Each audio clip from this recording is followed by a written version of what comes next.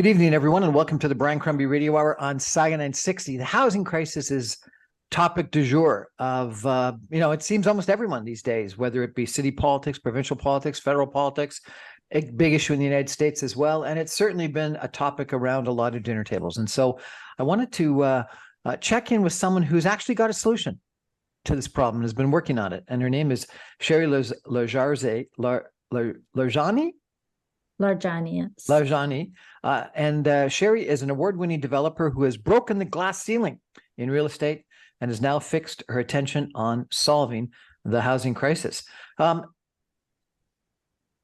Sherry, what is it you're trying to do? Well, I'm trying to solve the affordable housing crisis in our country one step at a time. And obviously, as much as I'm able to do with all the restrictions that has been put around us as developers and with all the restrictions from the municipalities and whatnot, I'm trying to sort of break all of that and find a way and a solution to tackle this problem. And how are you tackling that?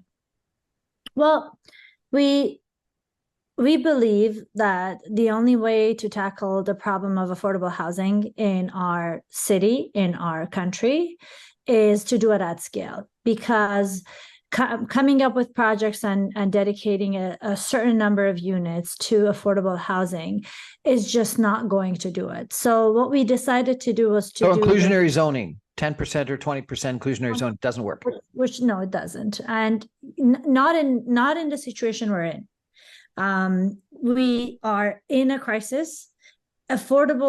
Affordability has lost its meaning because of so many things that are happening in our city. So it's very difficult to even describe what it is that we're doing, because we're trying to provide housing, but we're also trying to provide affordable housing. So I understand that Spotlight Affordable Ventures is offering 1,200 units, 70% of which will be affordable. Is that correct?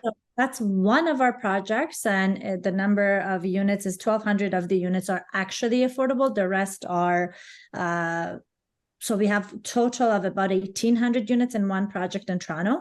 We have about 2,500 units in another project in Kitchener-Waterloo, and 70% of the total of these two projects is dedicated to affordable housing. And that's what we mean by doing it at scale. Instead of saying, hey, we're going to give 10%, 15%, 20% of the project to affordable housing and only rental, what we're saying is we're going to give 70% of both of these projects and a third one and the fourth one coming to affordable housing, but we're also going to do it in a way where we're not just doing rental. We're doing rental, we're doing ownership, we're doing attainable housing, and we're coming up with creative solutions to help people become homeowners or renters. Now, most developers, when they are requested to do 5, 10, or 20% inclusionary zoning, affordable housing, say it's unaffordable unless they get some incentives back. How do you do 70% affordable? Well, so we came up with a solution in a way of creating partnerships and creating different models of affordable housing, because with one model only, you're not able to make the numbers work. So we have been working on our model for over 3 years now, and what we have done is we have brought in a lot of partners to the table. Our partners come with their own backgrounds, they come in with their own funding methods and tools that they have in their back pocket that they're bringing to the table, and the fact that they're doing all of that is helping our projects and our numbers to pencil out. Now, the other side of the story is that we are counting on provincial, federal, as well as municipal support, and there has been some changes that has happened that helps us, with just a new announcement 2 days ago with regards to the GST exemptions for the rentals, for the new rentals, and with all the changes that the provincial government brought into place, and the fact that everybody is now helping or trying to speed up the process of approvals for affordable housing. These are all things that are helping us. But in reality, we are doing it because we're able to create and form partnerships. And so the partners that you've got in this one development, I understand, include Habitat for Humanity, GTA and Waterloo, Wood Green Community Services, Trillium Housing, Black North Initiative, and Good Shepherd Not-Profit Homes. Yes. That's quite the array of partners. What are these partners doing? Are they donating? Are they funding? Are they providing low-cost financing? What are they doing? So every one of them does something different. So in order for us to be able to service as many groups and as many families as possible, we have gone to so many different partners. And the names that we've mentioned here are a few of the names. And then when we go to Kitchener-Waterloo, we have Habitat GTA. So every one of these partners brings something new to the table. So Wood Green Community Services is going to bring the largest portion of our rental. So, and the rentals, they have their own subsidies that they provide that makes it affordable. We have Good Shepherd, which is also doing rental, but it's also doing supportive rental, which is supportive mental health support for elderly and other sort of services that they have, and they're expanding and they're coming to different cities with us. Then we have Habitat for Humanity, who has their own specific model of affordable ownership model, which is where they provide the mortgages or the shared equity mortgages for their clients. And then we have Trillium Housing, which is another group who does the same thing, but for a different threshold of income. We have Black North Initiative, which is, again, another group that's working on creating affordable or attainable housing models with their own way of doing their mortgages and the incentives that they have already received from the federal government that they're putting to use in order to service these families that are under their umbrella and are their participants. So the fact that we have so many of these partners are on the table, and few that we haven't mentioned, 10% dedication to the Indigenous community and the veterans housing that we're providing and mental health support. All of these are partners that are providing housing in every single one of our projects. You started off by saying that we need to solve this housing crisis with housing at scale. Yes. With all these partners, can your recipe be duplicated by a lot of other people? It seems like you've monopolized all the not-for-profits. I don't think so.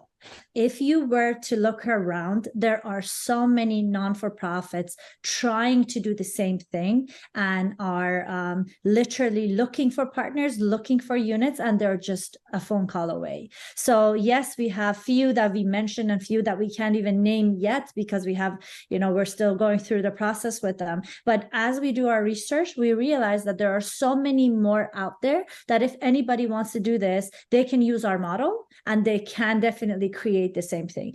If anything, what we have done is we have attempted to do something that people were afraid of doing and trying. And we also have a 30%, and I should mention this because what we are doing is we're trying to fund the project using the project itself. So the 70% that's being sold or offered as affordable housing, the other 30% that's sold to market, the profits and the revenue from that 30% goes back into the 70% as services and helps so many of our non-for-profit partners to be able to provide the units and services that they do. So you think this recipe, this methodology can be copied by other developers? It can easily be. If someone like me who has a lot less experience in this industry than many of my colleagues in the industry is able to come and sit at the table with 8 or 9 other partners who all share the same goal and can do this, then I'm sure my partners or my friends and colleagues in the industry who have a lot more tools at their disposal can definitely duplicate and make this so much better than what I have done. Sounds fascinating. We're going to delve into it in a great amount of detail in the next segment. We're going to take a break for some messages and be back in just 2 minutes with Sherry Larjani, a real estate developer and entrepreneur with a focus on creating affordable housing, which is something that we desperately need in our economy today, in our community today. Stay with us, everyone. Back in 2 minutes.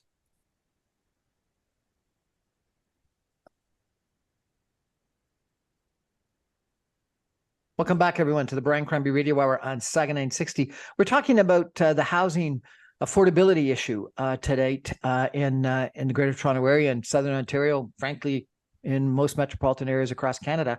And I ran across an individual, a developer who's really got an innovative way of addressing this issue. And so I thought it'd be really interesting to meet with her and find out what her solution is. Sherry Larjani is an award-winning real estate developer and entrepreneur with a focus on creating beautifully designed spaces that support community equality and inclusion.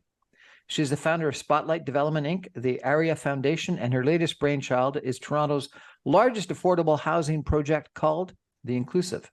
Sherry began her career working as a designer at a luxury architecture firm in Toronto and quickly progressed into building new single homes and renovation jobs. In 2010, she created Spotlight Development, specializing in the acquisition of properties for redevelopment into high-density residential, commercial, and mixed-use projects. As an advocate for collaboration, she champions inclusivity and teamwork as a foundation for a successful approach towards the real estate development. In 2019, she partnered with Urban Capital to create Rihanna, a project with Canada's first all-female development team to raise awareness of gender inequality in the industry and the many roles women can play. 3 years ago, she started the Area Foundation, a charitable organization that helps not-for-profit housing partners empower lower-income families to become homeowners. And then her not-for-profit Spotlight Affordable Ventures, she's building a complete community called The Inclusive. We're going to talk a little bit more about The Inclusive in a couple of minutes. Sherry, let's take a step back. Mm-hmm. You said that you broke the glass ceiling in the development industry. How'd you do that? I don't know if I am the first one to break the glass ceiling, but I am one of the few people who tried. I think, you know, I'm sure you have a lot of familiarity with the development industry, and you understand that it is very much male dominated. And, you know, even for me, when I was starting to get into this field, all I knew and literally understood was that you have to be, you know, an older man, and you have to have a certain amount of money and experience in order for you to be a developer.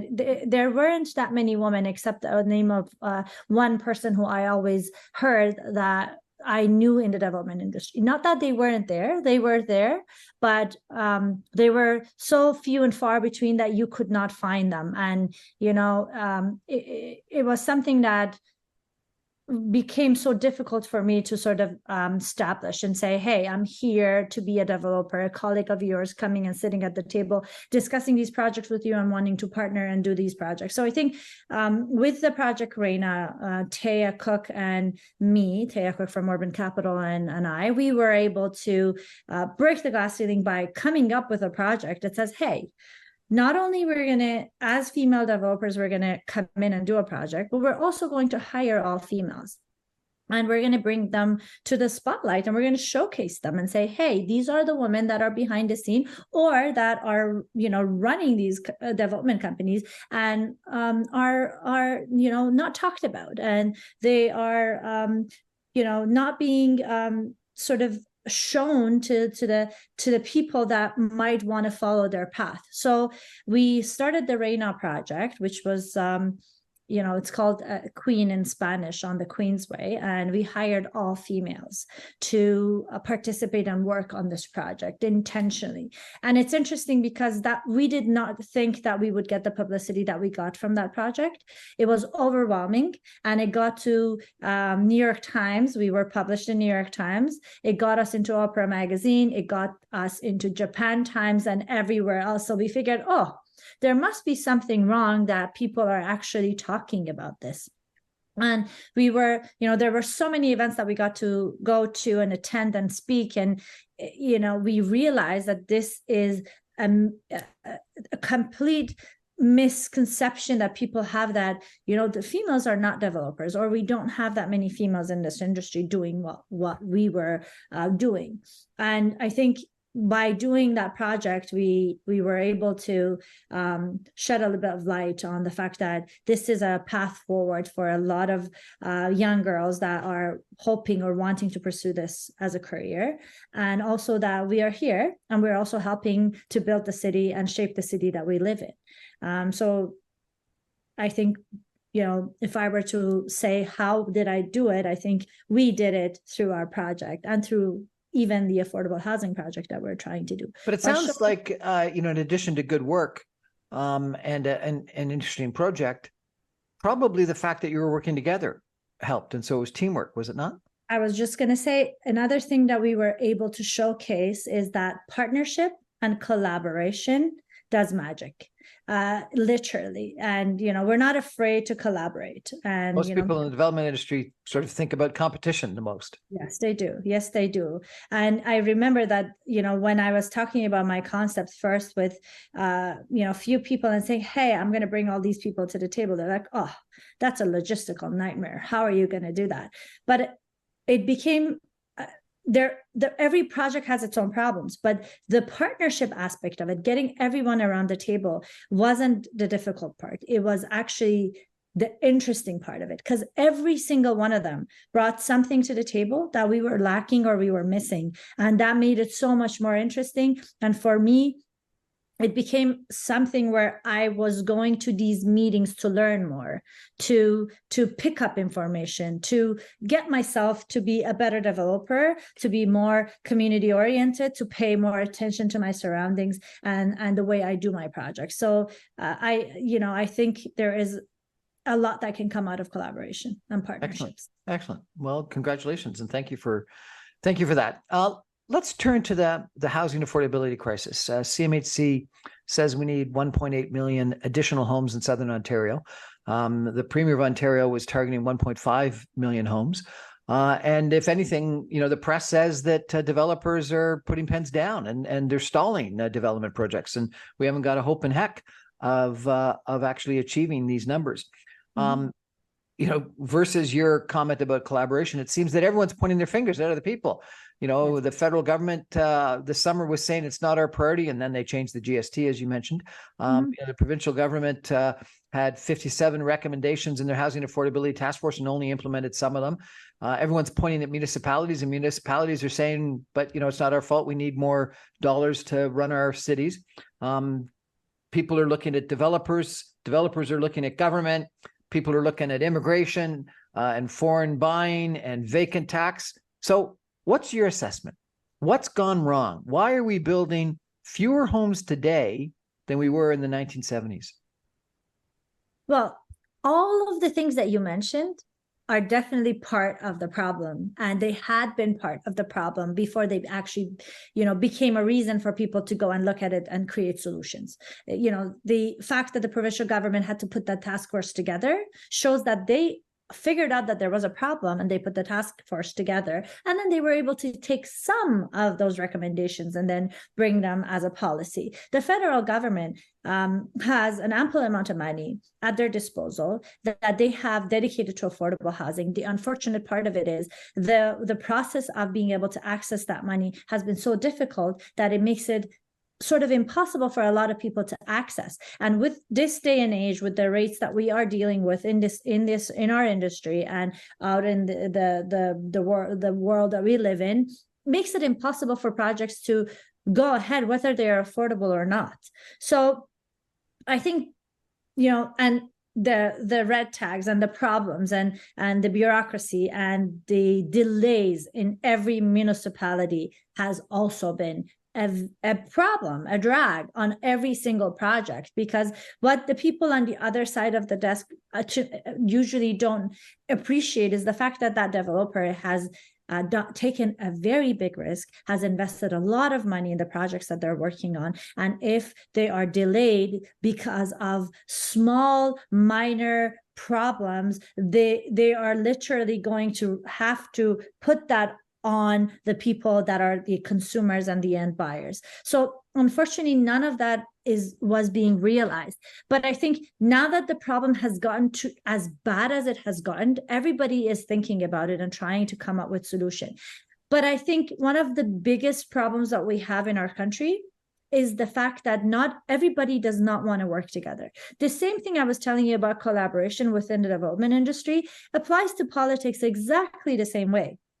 If our municipal government, provincial government, and federal government were able to get along and figure out how they were going to spend their money on the same things instead of point fingers at each other. Exactly. Then we would have had so much more done. But that's politics. There's nothing I can do about it. All I can say is that when it comes to projects like mine, What's important is the fact that we have no stripes. Our project is something that every political stripe has to agree to and has to believe that it is a project that's needed, because we're not only doing one type of affordable housing to satisfy one group of politicians. We're doing something that says, hey, anything that you as a politician think our country needs and is the way forward, we're offering it in our project. So I call it a bipartisan project where there is, every politician should support. And it could be an example where if they all come together, they can create that solution that can be carried through to all the rest of the colleagues of mine that might be inclined to even look at the model I'm doing and want to repeat it, because the solution will be created not just by me, but by the people in charge, the people who are making the policies, the people who are able to give the money away so that these homes can get built and these projects can get done. Sherry, you sent me some statistics, and one of them was that the typical average salary for Canadians today, you say, is $46,497, but you think that based on the typical average home of 1.147 million, so 1,147,000, that you actually need an income of 196,000 to be able to afford a house. So the typical person, the average person, gets 46,000, but they need 4 times that at 1,146,000. 196,000. Yes. And then you say that people have to save 10% of their income for 26 years to afford a down payment. Yes. How do those numbers make sense? They don't. The problem is they don't make sense. What we are trying to show is that these numbers don't make any sense. It doesn't matter how many homes I build, how many units I bring to any city. If I don't have solutions to tackle the problem that you just mentioned, then I'm not solving anything. And you know what? This is interesting, because that 47,000 and that 26 years of saving means that you don't have to spend the money on food. You don't have to spend the money on anything else. How can you survive if you were to do that? We're not talking about disposable income. We're talking about the income for, the essential things in life. And this takes me back to something else about our project that, again, sets us apart and makes our project unique. So the inclusive model of housing is built on not just housing. It's built on housing and wraparound services. In my opinion, we are doing a Band-Aid solution if we say only housing matters. Let's just build more homes. The affordability crisis is not going to go away on its own, because people are struggling to buy food. People are struggling for care. People are struggling for healthcare. They are having, mental problems that needs to be dealt with. There are so many other things that needs to be paid attention to, on top of the fact that we have the housing crisis. So we offer so many services within every single one of our projects. Well, let's talk about those in detail if we could. So the inclusive project, which I think is on Lawrence in Toronto, you're saying it's going to have 24-hour daycare, non-urgent medical care, and employment services.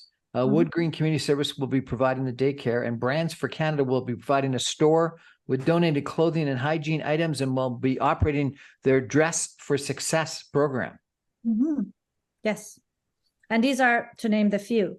We are also working with universities and some of the colleges to bring in skilled trade, nursing programs, and educational facilities. These are to help all the all the youth that are going to be living within our project, all the newcomers that are coming to Canada that are in need of a job, all the people that are, losing their jobs, because employment services alone is not the way to go. So we're saying food is important. So we are working on providing, the working with different food banks to be able to give access, seamless access to the people and the members of our communities. We are bringing them jobs and employment. We're bringing them 24-hour daycare and night care. There are so many areas in our city that if you were to look at the stats and the problems in those areas, they all go back to the lack of parents in the picture, because the parent has to work shifts. They have to leave their kids unattended after 6 o'clock. And God forbid, if you're late after 6 o'clock by a minute, you have to start paying by minute to every daycare center that you go to. So how do we fix that? How do we help those families so that they can actually be able to take care of their kids and to be able to provide for their families at the same time? By providing and coming up with a model of 24-hour daycare and night care, so that some of the kids that are under the age of 16 do not go unsupervised. And that's something that's big for us. Healthcare. There are so many families with kids that have autism, have other mental disabilities that go undiagnosed for the longest time because they do not have a referring physician. If there is a place there that could act as their referral place or referring source, then they could potentially overcome the problem or tackle it sooner rather than waiting, for when it's too late to be able to tackle it. Mental health support for the elderly, the youth that are misplaced, finding jobs for those families if they lose their jobs, giving them education so they can have better jobs. We want this project to be something where you go in at one level, you come out 5 levels up because you were able to build yourself up. You were able to fix the problems that you've had in your life with the services and tools that we are giving you, so that you can take that and make your life better. Because I can put a roof over your head, yes, but if I'm not tackling all those other problems, that roof might not stay over your head. And so it really is a mixed-use development with a whole bunch of other services wrapping around this house. But I do think having a roof over your head, having a place to call home is a key. You're probably aware of the study that was done in Vancouver, where they gave people, an amount of money comparable to what they would have received over the course of a full year, but they gave it to them in bulk up front. And the number one thing people did with that money is they got a place to live, whether it was an apartment or somehow got housing somehow, because people in mental health challenging issues, living on the street or whatever. Once you get a house, you're a lot better off. 100%. But the problem is, think about it. The moment that money runs out, I don't think that study went as far as looking at what happens after that money runs out, or if they're not keeping up paying them that money. That the moment that happens, they're going to lose that roof over their head too. So they can't sustain being homeowners or renters if they can't tackle their mental disability issues, if they can't figure out how to provide for their families or have a job and all the other things that gives them security. I found this one statistic that you sent me very interesting, that you said that increasing child monitoring can result in a 68% reduction in youth gang membership. Yes, we are actually working with people that have been in the police force or have been involved with the gang related problems in our city, and not only reading the stat but hearing their stories, hearing their personal experiences has also given us more ammunition to be very heavily invested in our 24-hour care. Many of the areas of our city that have the problems with crime, if you look at the stats, you realize that most of that is coming from families with single parents who are unable to care for their kids because of their work situation or their life situation, whichever case that may be. So again, that could be something else that it's very big for us, but it could be something that, if it is done the right way in our country, could create a safer city and country for us. I think that's true. I think that having a house, having a place to go, and that monitoring that you're talking about, and you also mentioned about a real need for sort of after school hour supervision, can have a really positive change in our society. There's just no question about it. We got to take a break for some messages, and we're going to be back with Sherry in just 2 minutes, and we're going to talk a little bit more about how important homeownership is. in our society. Stay with us, everybody.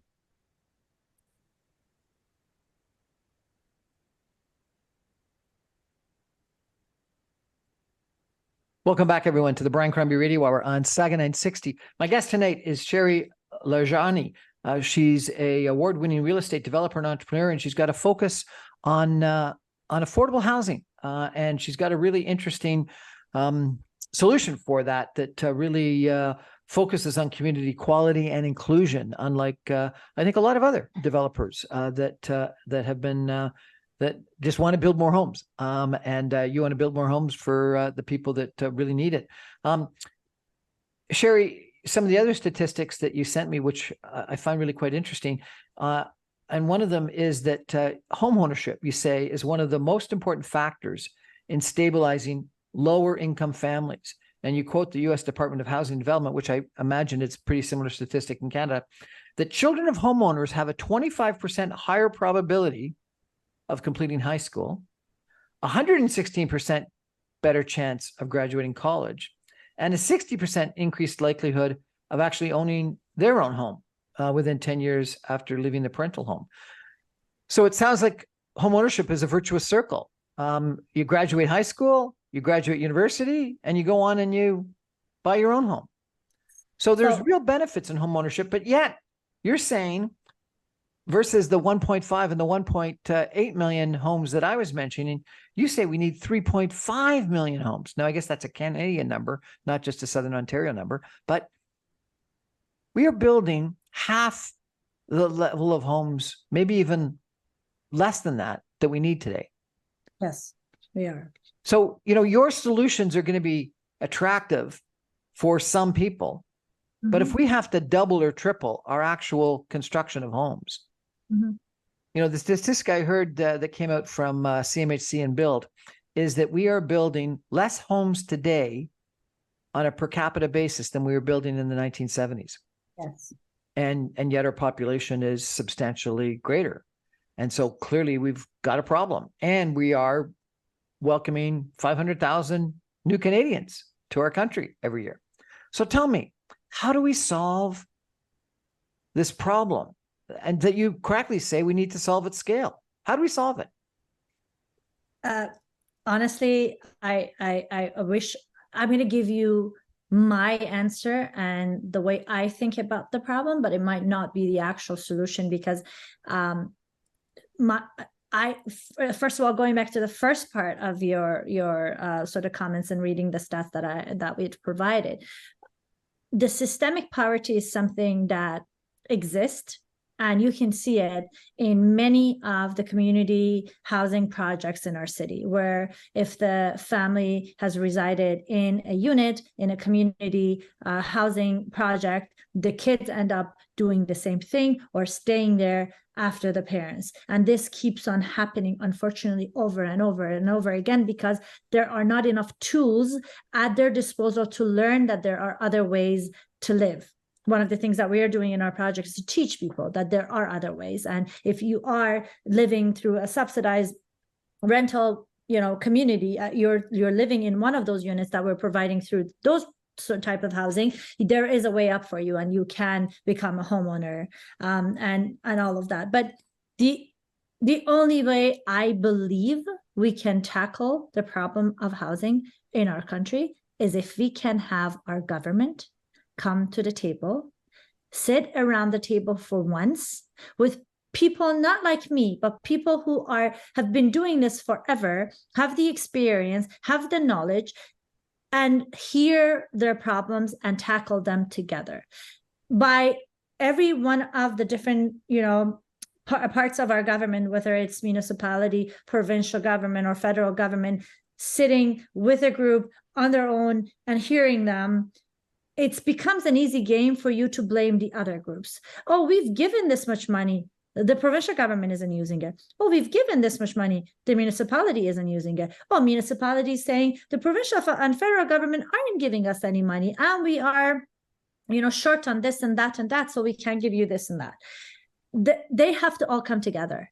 I think the housing ministers and the mayors of every municipality, in my utopian world, which I've been called, my project has been called, that sounds like a utopia. I think in my utopian world, these guys will all sit at the table together with people who might have solutions, and then they figure out how to do it the right way.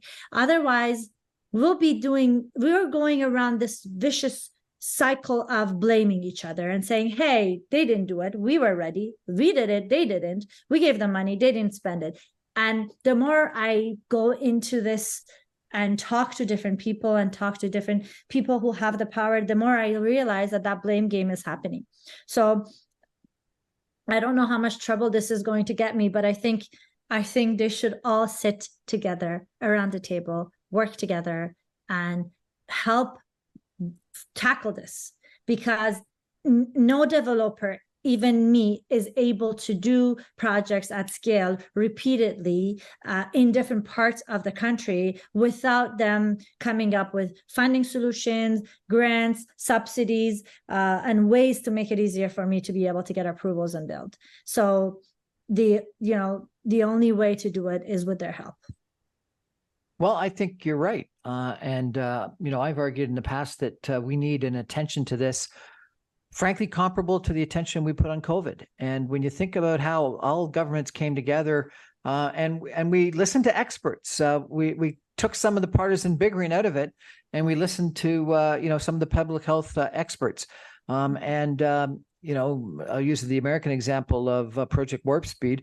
We developed and approved and got distributed vaccines in record time. And so if we had governments pay attention to the housing crisis and saw it as a crisis, the way that we paid attention to the pandemic, I think that we'd get a lot more cooperation. I do agree with you. I think that the red tape that municipalities, planning commissions and planning departments and community meetings and city councils and mayors put in developers' way is nuts when you've got a housing crisis. It's just plain nuts. They're trying to solve a problem from 3 decades ago when we put zoning in place to separate out residential from industrial areas, those zoning rules that just don't make sense in today's environment.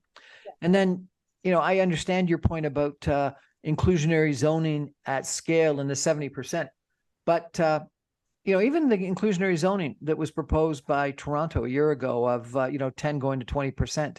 One understand, and there was a report done by a couple different groups that said, Build was one of them, that said in 18 different inclusionary zoning proposals around North America, only 2 demanded the inclusionary zoning without providing a compensation / incentive to the developers. That was Portland and Toronto.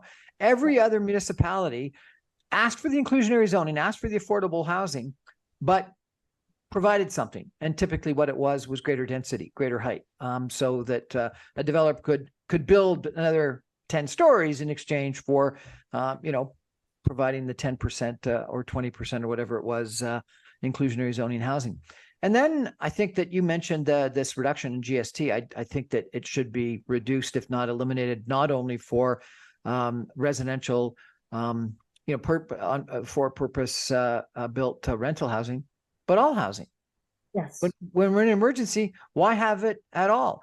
And then I think that development charges are a challenge, because really those development charges are a tax on newcomers, on renters, on young people, etc. And I don't think that makes sense. No, so I think we could come up with some solutions if we only sat down together and figured out how to solve it. Well, yes. And that's all we're asking. That's what we're asking every day from the different, groups that we talk to. And you know what, I'll tell you, I'm going to use a municipality of Kitchener-Waterloo.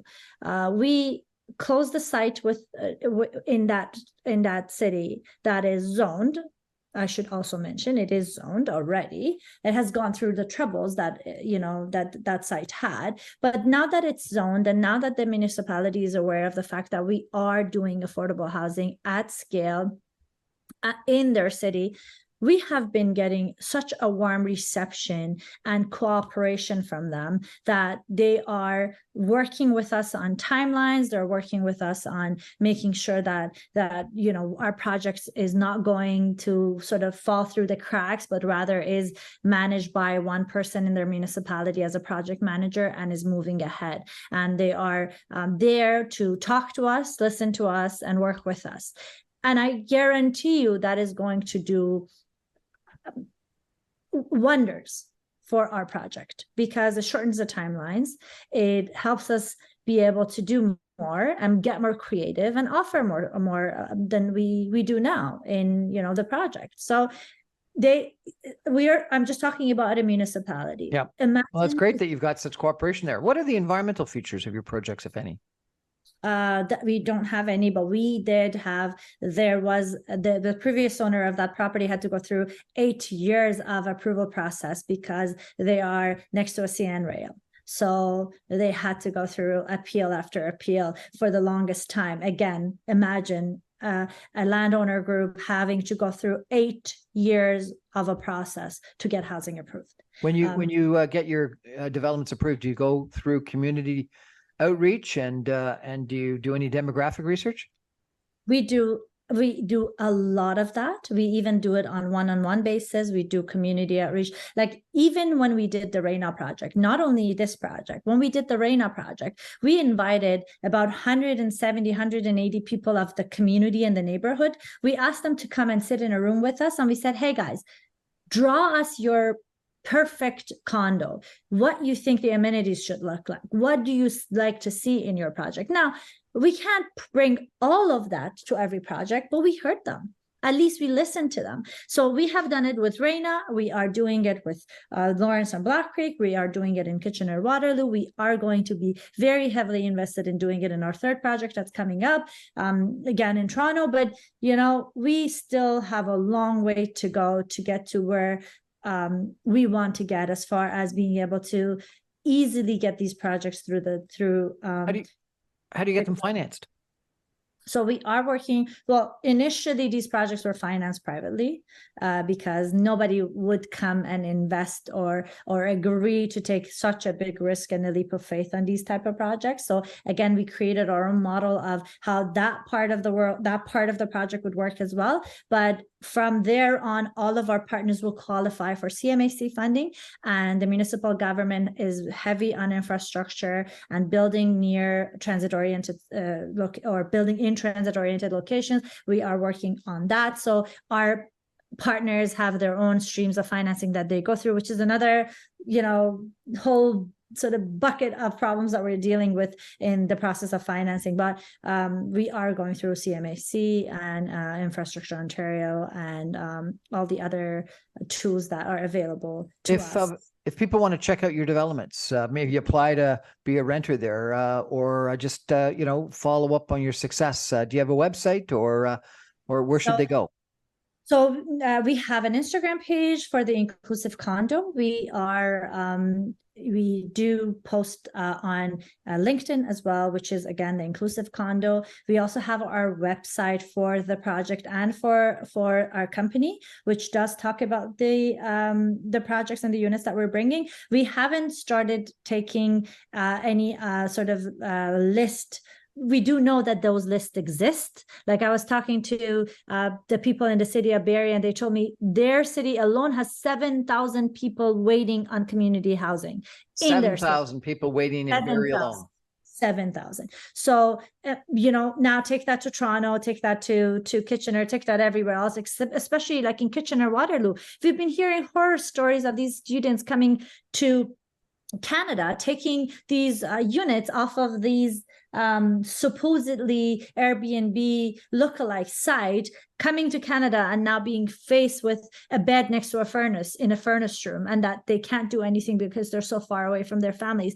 These are happening everywhere in our city, and these problems are there. So we're trying to shed a light on all of that. But our partners, our individual partners, say Wood Green for rental, Habitat for Humanity for their model of housing, are also taking the names of the participants through their own portals. And anyone who wants to participate in any of our projects, they can also participate through all of our partners who are actively seeking these participants so that they can qualify them, so that they can help them out to be able to get their units. And they can also come to us, to our company, and we'll be more than happy to lead them in the right direction and figure out which part, what kind of housing that we offer would be suitable for them. We're going to take a final break for some messages and come back with some concluding comments with Sherry Larjani in just 2 minutes. Stay with us, everybody.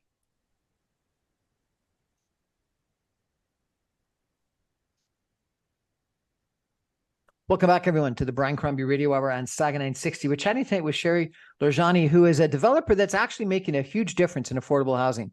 And I think that it's been an interesting discussion where she's talked about Spotlight Development Inc., ARIA Foundation, and her latest brainchild in Toronto, an affordable housing project called The Inclusive, and also another one in Kitchener-Waterloo.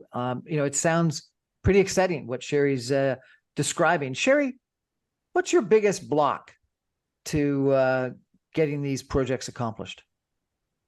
I think one of the biggest blocks, as I mentioned, is not being able to get all the different levels of government to work together and to be able to cut so many of the red tapes that still exist. So I think that on one side is the problem, but I think we talked about that already. One other thing that I also do like to mention is that I think it's time for our financial industry to also step up. They have been, basically gaining their life. Basically, they are where they are because of the housing industry, largely, and they need to step up and be part of the solution at the same time. So we need to get financing or to get the financial industry to step up, come to the table when it comes to these projects, and actually show that they care, that they also help, and that they have solutions for these type of projects or any housing projects that's in crisis. So I think by them stepping up, we're also helping the projects get done. So we need, it's all hands on deck. It's everybody needs to come to the table for us to be able to tackle these willing developers, willing financiers, and all different levels of government all together. Sherry, thank you so much. This has been a really interesting conversation, and I love your excitement and your passion for affordable housing. And I agree with your critique of the challenges, both with governments as well as with lack of collaboration, and that the financial community should play a role. The financial community loves assets and loves leverage against properties and has made a lot of money. And so, yeah, I think that it should help. I do think that CMHC and their cheaper financing or lower cost financing is a big benefit, but you're right. It takes forever to get those applications approved, and we should be accelerating that. And then I love your idea of the wraparound services, because I do agree that the house is, I think, the most important. There's just no question about it. People have always told me that the two best social services that society can provide are a house and a job. And so, I think the house and the job help. But a lot of your other services, employment services, daycare, medical care, mental health care, etc. I think that's a wonderful idea. I also think that mixed use developments and mixed income developments are really important, because people need to feel like they're in communities, not in ghettos. And so I think that I think that's critical. This has been a wonderful conversation. I really appreciate the role that you're playing.